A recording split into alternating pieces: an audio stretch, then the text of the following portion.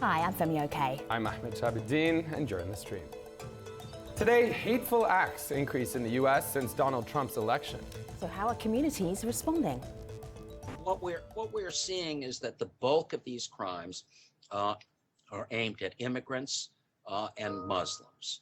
There are also very many anti-Black hate crimes, but the truth is, when you look at the whole picture, these are hate crimes or simply hateful incidents, something less than a crime, aimed at virtually every minority, minorities of any kind, essentially anyone who is not white and Christian.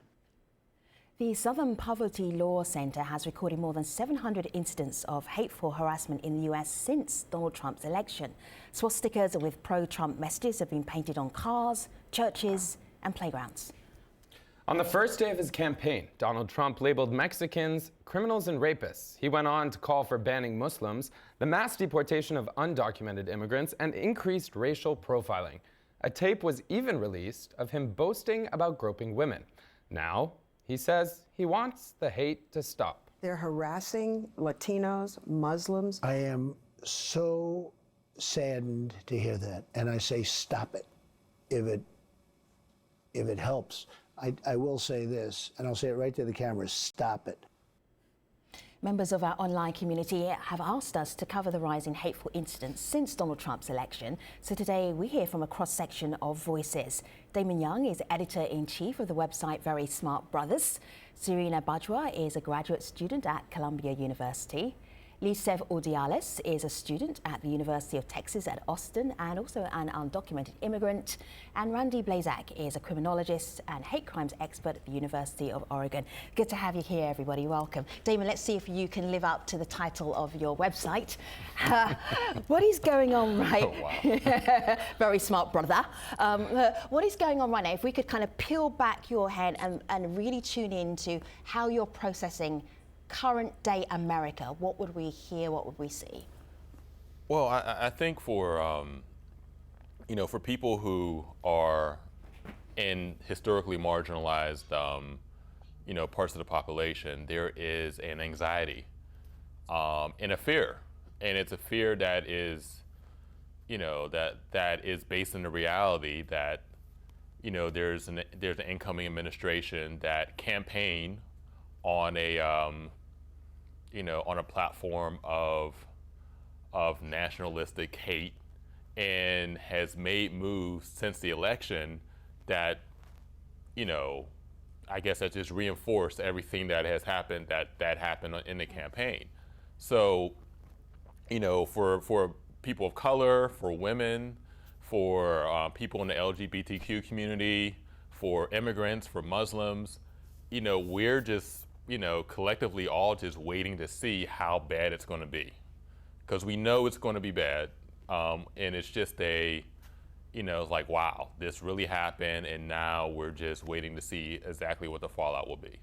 So Randy, this is your topic, hate crimes. Right. Are you studying it more now? Are you seeing more evidence of hate crimes? How are you tracking what's happening since the election? Yeah, it's been interesting. Just last week was the national meeting of the American Society of Criminology and of criminologists, and somebody said, who does this work along with me, it may be bad times for a lot of people, but it's sort of good for business. And he was sort of making a lighthearted joke that this is now an issue that America is talking about once again, sort of like after the Matthew Shepard murder in 1998, America was talking about it. So for better or worse, we're really paying attention to what is a hate crime, what is a hate incident, how do we look at the numbers, and are we really seeing a significant increase in this, and is this shades of things to come? So it's certainly an important topic, and we can get into the emotional impact. I mean, I think you're right, there's this wave of fear, and a lot of people who are filled with trepidation about what the next 4 years are going to look like, what the next few weeks is going to look like, what's going to be like leading up to Inauguration Day. So it's front in my world, but I think I'm not the only one now that's really concerned about this issue of hate crimes. And Randy, on that topic, you're talking about hate crimes. Quick look at this tweet from Sean King. Says, hate crimes in New York City alone up a disturbing 31% this year versus last year. Of course, New York City, one of the most diverse, multicultural cities here in America.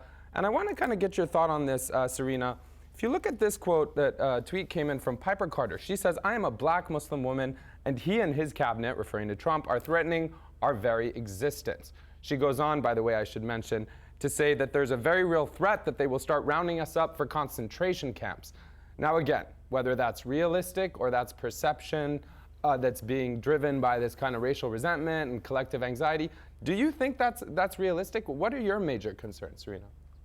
I mean, to me, the craziest part is that this is even a conversation, and it definitely is, you know, whether it's in person or on online articles or talking to people. I think, you know, people are kind of offhand, like, when we go to the internment camps, or can we go to the internment camps?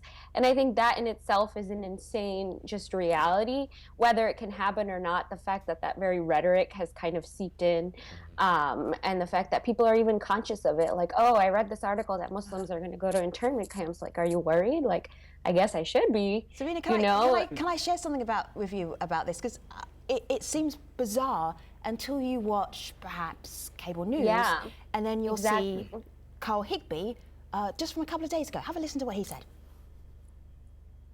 We did it during World War II with Japanese, which, you know, call it what you will, maybe wrong. You're not proposing we go back to the days of internment camps, I hope. No, I'm not proposing that at all, Megan. But what I am saying is that we need to protect America. I mean, that's the kind of stuff that gets people scared, Carl. Right. But I'm just saying there is precedent for it, and I'm not saying I agree with it. Lisa, are you scared? Well, I think for me, it's definitely been a fear even way before the election happened. I mean, during the Obama presidency, we have deported over 3 million people already. And when last year I was present at a rally discussing detention centers for refugee children and women here in Texas. And I mean, whenever we had individuals who were part of the Japanese concentration camp visit, they reminded us that the detention centers now looked exactly like the Japanese concentrations looked like then. So the possibility of this happening is pretty strong reality from what I've seen already, just because of the fact that it's already happening. It's already here, and expanding it is not going to be a big issue for the Trump presidency. I mean, I think you're absolutely right, and we know how quickly sort of the mood of a country can change when we look at Japanese internment. I mean, very quickly, the country was completely fine with rounding up 120,000 Japanese and Japanese Americans, actual citizens, because of this existential threat, you know, that was going on through World War II. The president-elect. It's hard to say President-elect Trump, but President-elect Trump has referred to internment. He's also referred to a program from about 50 years ago called Operation Wetback that rounded up scores of people who were both undocumented and documented and dumped them across the border. Many died. I mean, we know that very quickly, just from our recent history, our national history, that there are these times when you can rally enough people around some fear, economic fear, fear of crime, fear of terrorism, whatever it is, that you can manipulate them to do things that are unconstitutional and seem Randy, hard to believe Randy, at this point. So Japanese internment during World War II, there is not a war going on in the US right now. I say that with some hesitancy, but there's not an actual war going on. It seems absolutely impossible that that could happen. I mean, it seemed impossible. It seemed impossible that Trump would win. Oh, I mean that's that's something that seemed impossible. It seemed, I mean, just and not even a campaign that he had, but just not even the message, but just his acts. Just, you know, you could just run down the list of things that he did in the last. Who actually believes that you could have people rounded up in 2016, 2017? That's possible in America right now? Well, I think we would have one San Bernardino-related incident, and that would be the precedent. And we round up people in different ways now. I mean, we may round them up electronically or having increased surveillance. I mean, there are all kinds of ways to control a population that weren't available in 1942 when the internment camps started. So there are different ways of doing this, but I think the concern is you have one incident that may or may not be a legitimate quote-unquote terrorist attack or a crime wave by undocumented immigrants. That's been another thing that's been cited, that's used as a pretext for getting tough on crime. Remember, he's the law and order guy, And so there is a population, and these are the people that voted for him in large, that are wanting this to happen. And his language since Election Day, he's tried to sort of find some place a little bit back from the precipice of this, but the people that voted for him were the people that were chanting "build a wall." I mean, these are the people that are anxious for things like camps to occur. So the groundwork has already been laid for this to happen. And Randy, maybe they're a minority, to be fair, of his supporters. Maybe they aren't the majority. But I think the question here, and one of the things that's being discussed online immediately after the election, a lot of people, as you know, were saying we need to give him a chance. Femi, that came up often. People saying, should we normalize this? Are we normalizing this? Just want to tie you into a conversation happening here. John Clinton saying to us at AJ Stream, better to wait and see what Trump has to offer. Give him a chance, right? Well, Ben responding directly to John saying no need to wait. He's already shown us his cabinet appointments are exclusively Nazi fascists, no exaggeration. Now, perhaps there's a slight exaggeration, but it is true that, Steve Bannon, for example, who's called Breitbart, which helped catapult and fuel, Trump's candidacy, really, and his election, the platform for the alt-right. We saw video of Robert Spencer, a white supremacist, appealing to the alt-right. So my question to you, Damon, when you look at his cabinet appointments, when you look at the way the media is discussing this here in the U.S., a lot of people, suggesting that he doesn't need to do anything except disavow them, but he's not even, accepting responsibility for the rhetoric he used that empowered them. How critical is that? Because, Femi's saying whether we're going to have internment camps or not is a separate question, but how important is it that, he really is aware of the power of his words before his policy? Well, I think it's the importance lies in us, and us not allowing this to be normalized, and not allowing this ever to become the status quo, and to become like, okay, this is just the government that exists today. We have to continue to vocalize our fears. We have to continue to do whatever is within our power to fight against this, and that even includes fighting amongst ourselves if that's what needs to happen. There was a piece in the New York Times about the end. It was titled "The End of Identity Liberalism" or something to that effect, and it was shared quite a few times. Where it was a writer who I think is a professor at Columbia, who basically said that the reasons why the liberals lost is because of this attention given to diversity, and how, and playing the identity politics game had this tremendous pushback. And the piece that I wrote in response to that was basically saying that, this identity politics thing is not a game. It's for people who are on the marginalized end of the spectrum.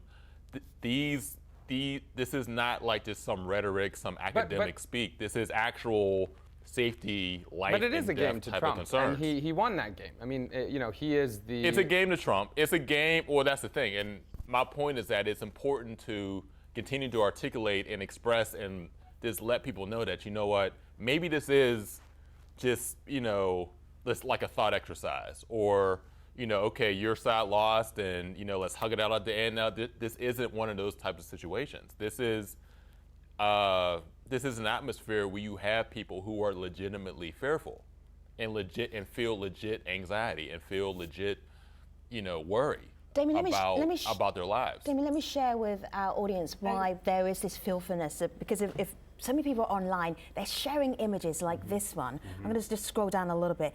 Karen Wang shared this, and this is in Brooklyn Heights with Go Trump, and let me just go here, swastikas on the top of here in Brooklyn.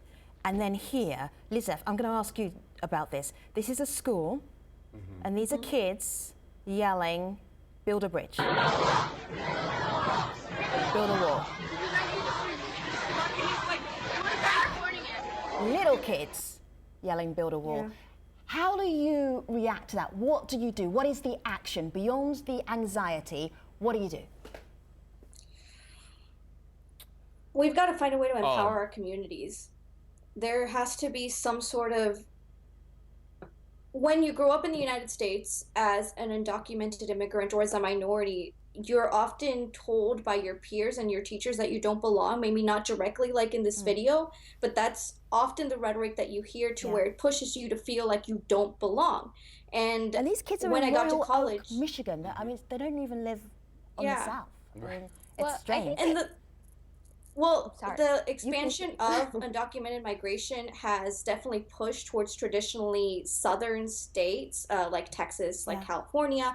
It's undocumented immigrants definitely are living in places that they wouldn't traditionally be living. So, and there's also the idea that kids just constantly hear illegal immigrants by all sorts of media or their parents, that they carry that sentiment with them whether or not they actually know what it's all about.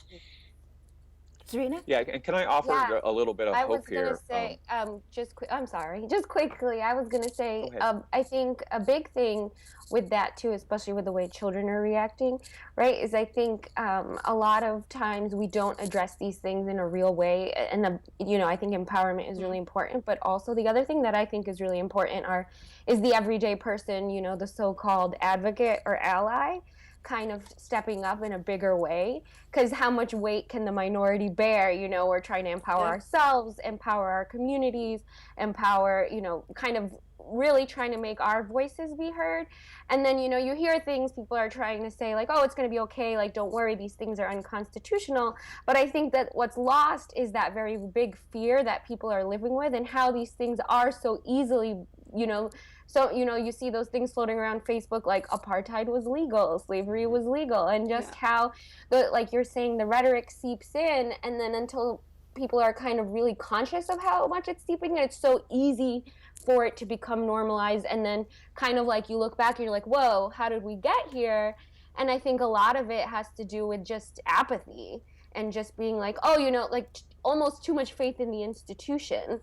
I think a lot of us have lived, privileged lives in the sense of the people that we know, the liberal elite, so-called, in terms of our education or the circles we run in. And so that's just another thing I think is really important, is that, like people like us are always working hard to empower our communities and working hard, but then how are we then or how are the other people who care about these issues, how are we all going to connect or do this in a stronger way, so it's not just all these voices in isolation kind of screaming foul, but without any real step forward, is kind of a thing I've been struggling with, especially when I hear very smart people and very empathetic people just be like, oh, don't worry, that can't happen. I'm like, well, these are how other things have happened. Serena, and that's certainly true. One of the things that is kind of hard to wrap our heads around for our audience that aren't necessarily plugged into how it's playing out in the media here, a lot of you may know that, Femi, the thing that really surprised me was when they were asking on CNN and other mainstream networks, cable networks here, whether Jews are people, echoing a lot of these questions and concerns that the so-called alt-right movement has raised. And that's why I kind of want to bring it back to what you asked, which is what can be done in the face of all of this normalization? And we have one suggestion from Miguel Guevara, who sent us this video from California. Take a listen. Take Donald Trump's election as a rallying cry for the future. Latinos need to take the streets whenever it's needed and whenever possible to demand their political rights. Latinos should also work with their political representatives and local organizations to draft policy that will serve as a lever to whatever the Trump administration comes up with. They, most importantly, should also defend and protect other fellow Latinos who will likely be in danger during Trump's years. Randy, you're nodding your head. I mean, do you have any hopeful suggestions? What can be actually done? Yeah, I have a lot of hope. I mean, there's a lot of hope in this millennial generation that's more diverse than any generation we've ever had.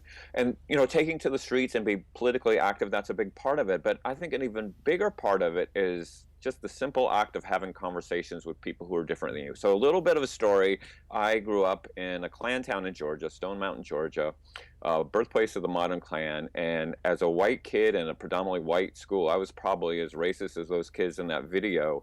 And then I had the opportunity to be in a diverse environment and learn about different religions and different ethnicities. And a lot of that stuff started to fade away. And now my work is all based around anti-racism. So there's a great opportunity because ignorance is something that can be fixed. I mean, a lot of this just comes from straight up ignorance. Ignorance of Islam, ignorance of immigration, ignorance even of the Constitution.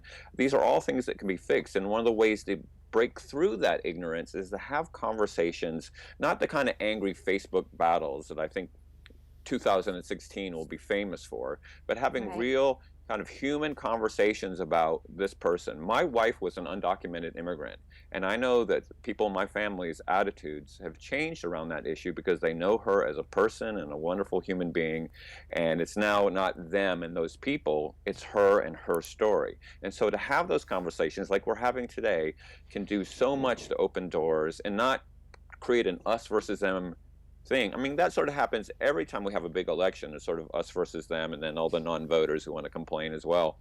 But to really use this as a time of coming together and having these conversations about the diverse fabric, and identity politics is part of it. People are going to have to get used to the fact that we're not in a post-racial America. We still need to talk about Black Lives Matters and all these other issues that represent the power imbalance, but we need to kind of find a way to talk about them without it being a battle. And I think educating young people about the value of diversity, I've seen it in the work that I do. I go out and talk to a lot of high school kids around this issue, and it's amazing to see the light bulbs go on and the walls come down when they start realizing how much they have in common as opposed to what divides them.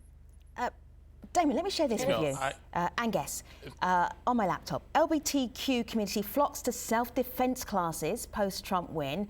And another one here, meet the women helping Muslims stay safe after the election. She's actually in a story that we're running on Al Jazeera right now. Do you think, Damon, this is a very normal reaction to a transition period when one president is standing down and another one is coming? It's in the way that you've looked at America, is this unusual?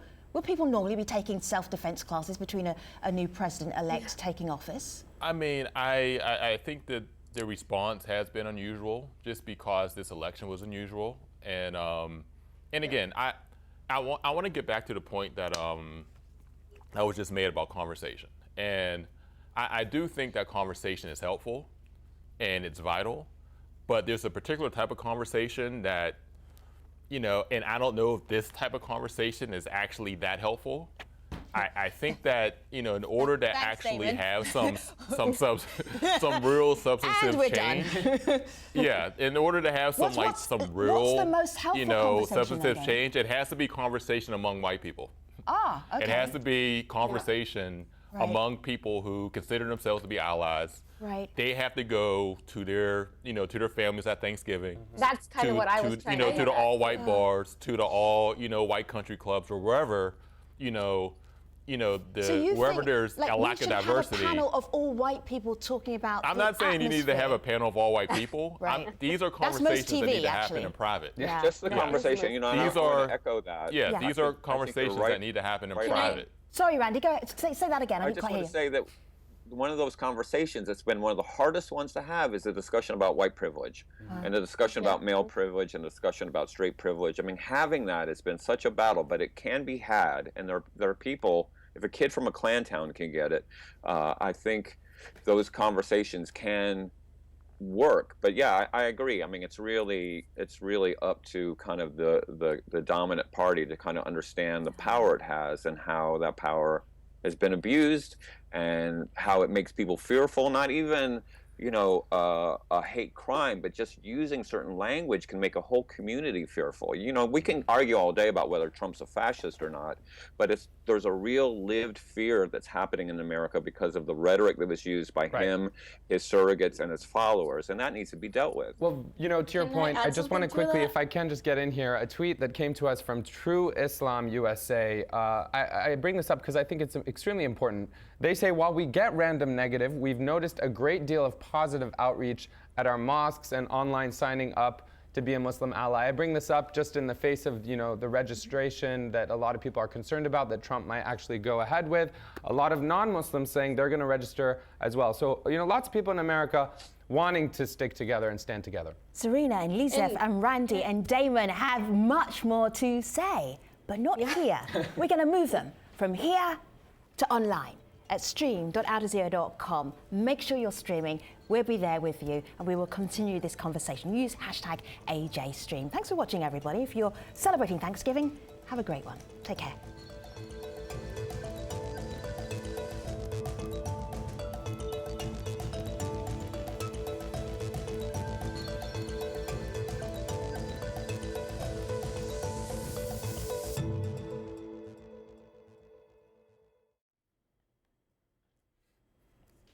Hello, welcome back to our post show.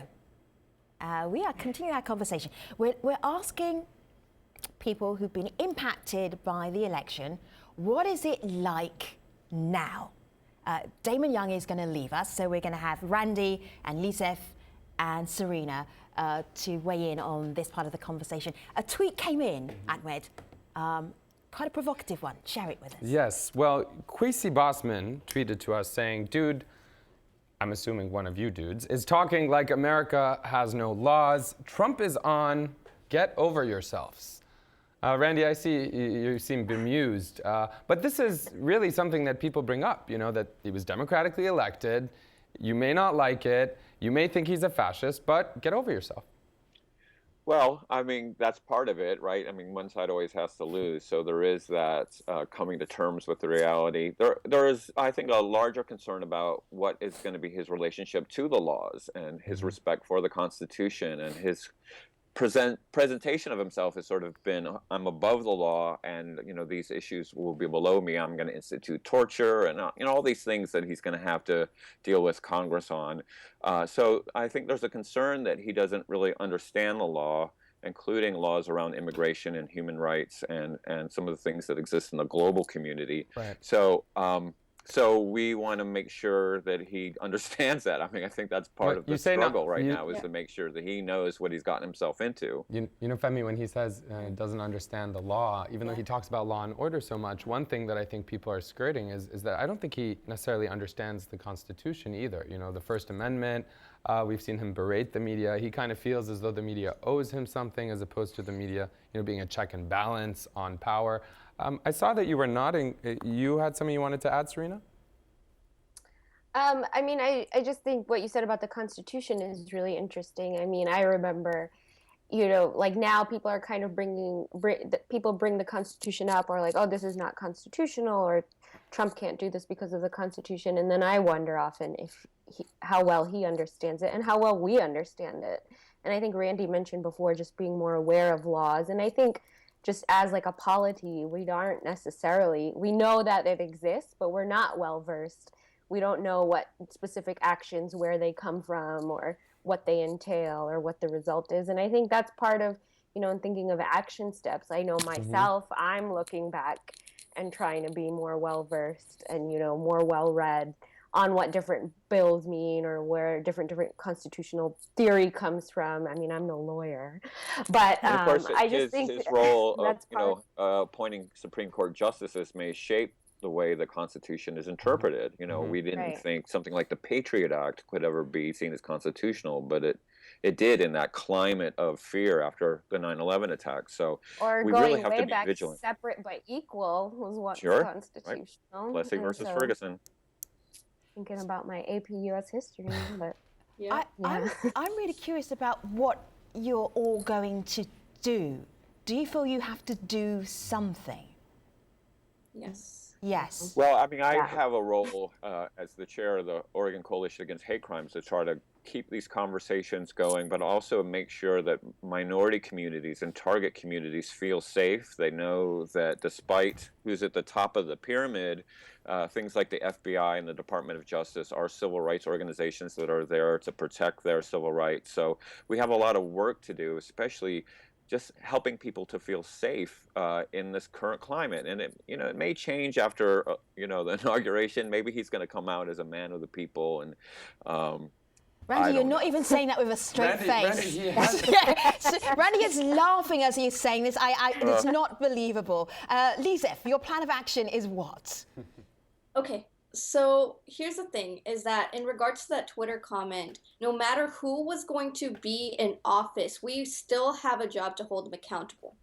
And so currently what I'm doing with the University of Texas is the movement towards sanctuary campuses, and towards trying to make sure that if DACA were to be eliminated, even if it still remains, that in the case of deportation, students at the university are safe. I'm also going back to Houston and working with undocumented organizations to try to see how we can empower communities that have been traditionally left out of this rhetoric, like Black and Asian communities. And so I know that I am taking my Thanksgiving break and I'm taking my winter break pretty soon, but it's not going to be a break. It's just going to be some time to keep my community going. And let me just say, as a helpful hint, the University of Oregon, where I work, is a sanctuary campus. So the president of the university has made it very clear. So please feel free to cite the University of Oregon as one of the ways of doing this. I mean, it's happening, and that's sort of the positive news. Yeah, I think Columbia It would definitely University be great just to keep in declared touch with itself both of a y'all. sanctuary. Yeah. Yeah. And I know, Randy, you mentioned, yourself as a child, and we saw that, the elementary school footage, and I myself am studying to be a school psychologist. So that's a topic that's very near and dear to my heart. And so I think very often about how to, this next generation of children, how one, do you explain these realities to them, and then how also do you empower them to kind of, be the change kind of. And those are things I'm hoping to be a part of or tap into. And kids are little sponges, I mean, I have a 2-year-old myself, and I see her take all the world in. And I know, having grown up in a very sort of waspy environment, her life in a diverse environment, she's already a different person. She already sees things differently than I did. And so the more we mix things up, this is why things like affirmative action in higher education is important. You want to have as many different people in the classroom, so they can't say those people, because somebody's going to raise their hand and say, well, I'm one of those people, and let me tell you what my experience is. Right. Yeah, been there. Randy, how dare you suggest that mixing is a good thing? How dare you, in the context of this election, suggest racial mixing is good? Guess, was there anything that you were thinking, I must make sure I say this, and you still haven't said it? Because the end is Well, nigh. one of the things for me, as a hate crime person. So much. Oh, sorry, were you speaking to me? Yeah, or everybody. But Randy, go ahead. Okay, yeah. sorry, because I hate to just jump on anybody's good please. comments. But my point is, when we look at the data about hate crimes, there's always a reason to be skeptical of data. Yeah. The numbers are always problematic. So, for example, it's believed that based on this really great Department of Justice study, only about 1 in 50 hate crimes are actually reported to law enforcement. So it's just the tip of the iceberg. Sometimes we get hate crimes that are reported that aren't hate crimes, either because they're misidentified or in a few cases that are faked. And we've seen a couple of these alleged fake hate crimes post-election, and we have to be really careful that even though 1 or 2 of these things might be legitimately bogus hate crimes, the vast majority of hate crimes are underreported. So I've seen the conversation sort of hijacked by the right-wing people that I know, that all these Trump-related hate crimes are all fakes and done by people who hate Donald Trump. And I think there may be anecdotal evidence for some of those, but overwhelmingly the hate crimes that are happening, we're not even getting in the data. That's a good point to make. Serena, apparently there was things that you were bursting to say that you haven't said yet, but we have 30 seconds left, so go for it. So, I think I'm good. I think I really appreciate being part of the conversation. And we appreciate you being part of it too. All right. I wonder where you're all going to be on Inauguration Day. It's going to be an interesting day, interesting time, right? In a bunker. Hiding. You just said you need to fight and mix. Don't make me laugh. That was an objective laugh, by the way, everybody. All right, we are done. Happy Thanksgiving. Thank you for being on this show. Ahmed, it's been fun. Yeah, we should do it again sometime. I know, I feel like December. Yeah, exactly. All right, take care, everybody. Really enjoyed your company. Thank you very much for being part of the stream today. Take care.